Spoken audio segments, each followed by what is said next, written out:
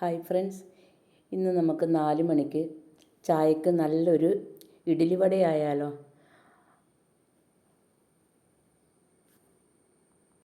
അപ്പോൾ ഞങ്ങളുടെ പുതിയൊരു വീഡിയോയിലേക്ക് എല്ലാവർക്കും സ്വാഗതം. അപ്പോൾ നമുക്ക് വീഡിയോയിലേക്ക് പോകാം. അപ്പോൾ ഞാനിവിടെ ഒരു സവാള എടുത്തിട്ടുണ്ട്. വലിയൊരു സവാളയാണ്. അത് ചെറുതാക്കി അരിഞ്ഞെടുക്കണേ. അപ്പോൾ 2 കപ്പ് ഇഡ്ഡലി മാവും എടുത്തിട്ടുണ്ട്. അപ്പോൾ നമുക്ക് ഈ ഇഡ്ഡലി മാവിലേക്ക് ഈ സവാള ചെറുതാക്കി കനം കുറച്ച് അരിഞ്ഞെടുക്കാം. നല്ലതുപോലെ കനയില്ലാതെ അരിയണേ.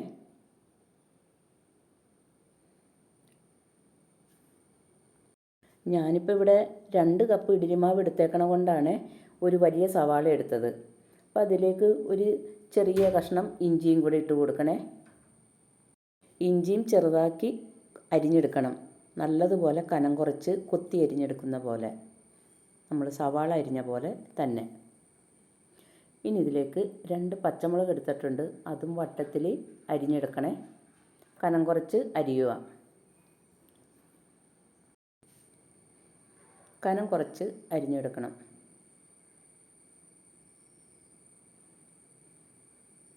അപ്പം നമ്മുടെ മാവിൻ്റെ അനുസരിച്ചിട്ട് ഇടാം. ഞാനിപ്പോൾ 2 കപ്പ് ഉണ്ട് മാവ്, അതുകൊണ്ടാണ് 2 പച്ചമുളക് എടുത്തത്.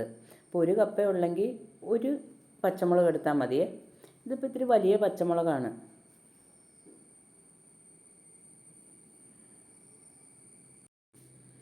ഇനി ഇതിലേക്ക് 2 തണ്ട് കറിവേപ്പിലയും കൂടെ അതിങ്ങനെ ചെറുതാക്കി ഒന്ന് അരിഞ്ഞിട്ടേക്കുക.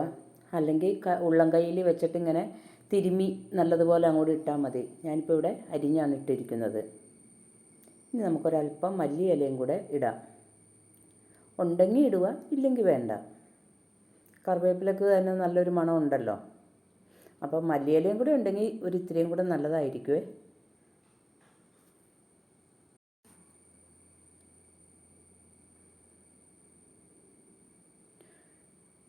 ഇനി നമുക്കിതിന് ആവശ്യത്തിന് ഉപ്പിടുക. ഞാനിപ്പോൾ ഒരു 1/2 ടീസ്പൂൺ ഉപ്പിട്ടിട്ടുണ്ട്. ഇതിലേക്ക് 2 ടേബിൾ സ്പൂൺ അരിപ്പൊടി, വറുത്ത അരിപ്പൊടിയാണ്. അതും കൂടെ ഇട്ട് നല്ലപോലെ ഒന്ന് മിക്സ് ചെയ്ത് കൊടുക്കണേ. ഇതിലേക്ക് 1 നുള്ളു കായവും കൂടെ. കായത്തിൻ്റെ അടപ്പ് തുറന്നിട്ടില്ല, വെറുതെയാണ് ഞെക്കിയത്. 1 നുള്ളു ഇട്ടാൽ മതിയേ. അപ്പോൾ നല്ലൊരു മണം കിട്ടും, നല്ലൊരു രുചിയും ഉണ്ടാവുമേ. എന്നിട്ട് സ്പൂണോ എന്താണെന്ന് വെച്ചാൽ കൊണ്ട് നല്ലതുപോലെ ഒന്ന് ഇളക്കി കൊടുക്കണേ. അല്ല, ഇതിപ്പോൾ ഇത്തിരി ലൂസിലാണ് ഇരിക്കുന്നത്. അപ്പോൾ നമുക്കൊരല്പം അരിപ്പൊടിയും കൂടെ ചേർക്കണം.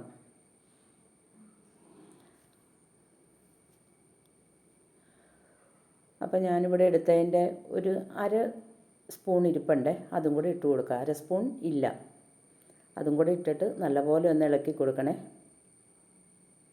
ഇപ്പം നല്ലപോലെ മുറുകിയൊക്കെ വരുന്നുണ്ട്.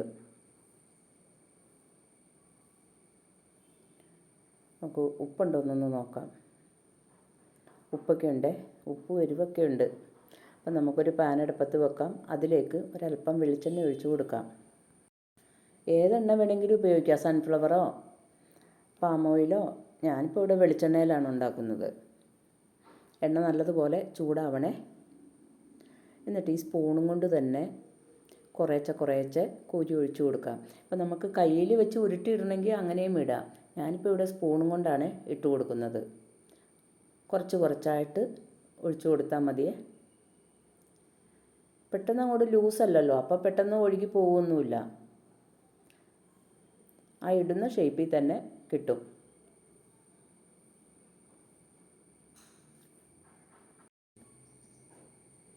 ഇതിപ്പോൾ 1/2 സ്പൂൺ ആയതുകൊണ്ട് ഒരല്പം വലിപ്പമൊക്കെ ഉണ്ടാവുമേ.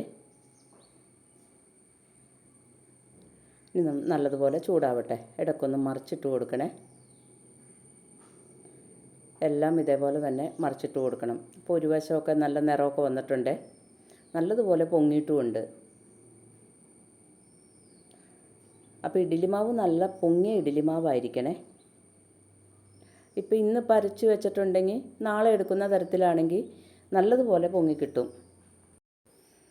അപ്പോൾ എല്ലാം മറിച്ചിട്ടിട്ടുണ്ട്. ഇനി ഒന്ന് മുരിഞ്ഞ് കിട്ടട്ടെ. അപ്പോൾ ഇടയ്ക്കൊക്കെ ഒന്ന് അനക്കിയും മറിച്ചുമൊക്കെ ഇട്ട് കൊടുക്കണേ. കണ്ട നല്ലതുപോലെ പൊങ്ങി കിട്ടിയിട്ടുണ്ട്.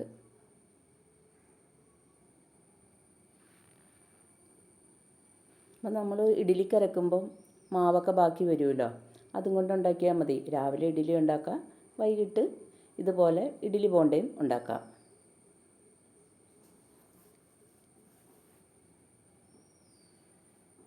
അപ്പം തീ ഇടയ്ക്കൊന്ന് കുറച്ചും കൂട്ടിയൊക്കെ ഇട്ട് കൊടുക്കണേ, ഒത്തിരി അങ്ങോട്ട് കൂട്ടിയിടുകയും ചെയ്യരുത്. അപ്പം നമ്മുടെ ഇഡ്ഡലി ബോണ്ട പൊങ്ങിയിട്ടുണ്ട്, നല്ലതുപോലെ മുരിഞ്ഞിട്ടൊക്കെയുണ്ട്. നമുക്കിതൊരു പാത്രത്തിലേക്ക് മാറ്റാം. ഇഡ്ഡലി ബോണ്ടയെന്നോ ഇഡ്ഡലി വടയെന്നോ ഒക്കെ പറയാം. ഇനി നമുക്ക് അടുത്തതും ഇതുപോലെ തന്നെ കോരിയിടാം. 1/2 സ്പൂൺ വെച്ചാണ് ഞാൻ ഇടുന്നത്. അധികം വെളിച്ചെണ്ണയുടെ ആവശ്യമൊന്നുമില്ല, കുറച്ച് വെളിച്ചെണ്ണ മതി.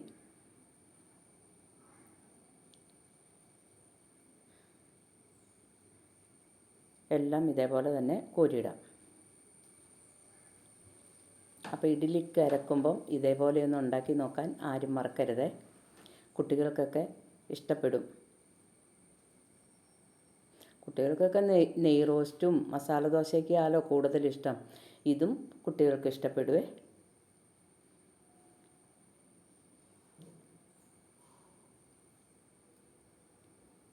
ഇനി ഇതിവിടെ കിടന്ന് നല്ലതുപോലെ ഒന്ന് മുരിയട്ടെ.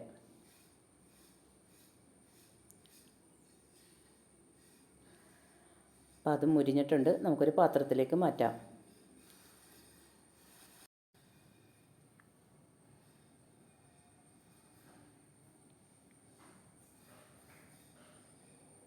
രണ്ടെണ്ണം കഴിച്ചിട്ടുണ്ടെങ്കിൽ മതി ഇത് ഒരു ചായക്ക്.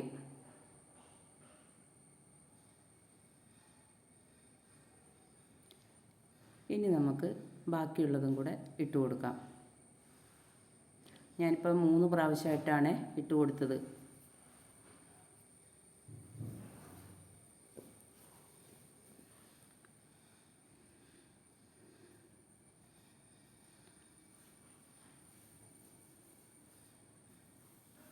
എല്ലാം ഇതേപോലെ തന്നെ കോരിയിട്ട് കൊടുക്കാം.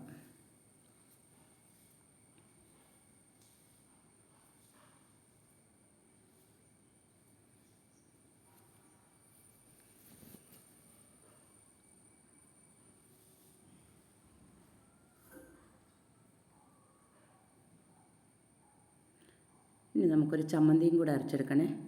അപ്പം ഞാൻ ഒരല്പം തേങ്ങ ചിരകി വെച്ചിട്ടുണ്ട്, അത് നമുക്ക് മിക്സിയുടെ ചെറിയ ജാറിലേക്ക് ഇട്ട് കൊടുക്കാം.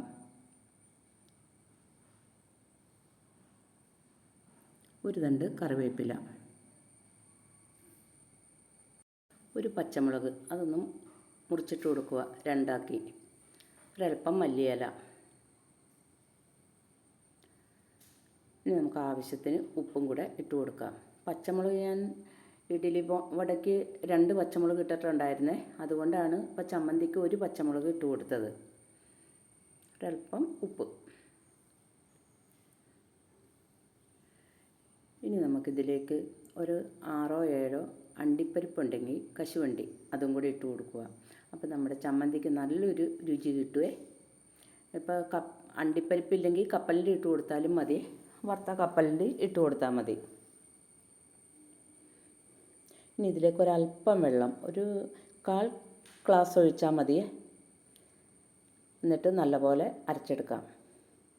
ഇനി നമുക്കിതിനൊന്ന് താളിച്ചെടുക്കണേ. അപ്പം ഞാനൊരല്പം വെളിച്ചെണ്ണ ഒഴിച്ച് കൊടുത്തിട്ടുണ്ട്.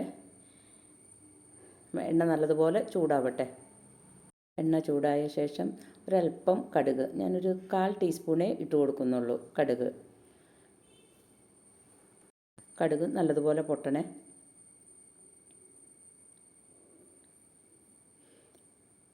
കടുക് പൊട്ടിയതിന് ശേഷം ഒരു തണ്ട് കറിവേപ്പിലയും കൂടെ ഇട്ട് കൊടുക്കാം. വറ്റൽമുളക് ഉണ്ടെങ്കിൽ അതും വേണമെങ്കിൽ 1 മുറിച്ചിടാം. എൻ്റെ അടുത്ത് ഇപ്പോൾ ഇല്ല, അതുകൊണ്ട് ഞാൻ വറ്റൽമുളക് ഇടുന്നില്ല. ഇനി നമുക്കിത് ചമ്മന്തിയിലേക്ക് ഒഴിച്ചു കൊടുക്കാം. അപ്പോൾ നമുക്ക് ഈ അരച്ച ചമ്മന്തി അടപ്പത്ത് വെച്ച് തിളപ്പിക്കുകയൊന്നും വേണ്ട, അതേപോലെ തന്നെ എടുത്താൽ മതി. അരക്കുമ്പോൾ ഇത്ര ചൂടാറിയ വെള്ളം ഒഴിച്ച് അരച്ചാൽ മതിയേ, പച്ചവെള്ളം ഒഴിക്കാതെ. ഇനി ഇതിലേക്ക് ഒരു നുള്ള് മല്ലിയിലയും കൂടെ ഇട്ട് കൊടുക്കാം. അപ്പോൾ നമ്മുടെ ചമ്മന്തിയൊക്കെ റെഡി ആയിട്ടുണ്ട്.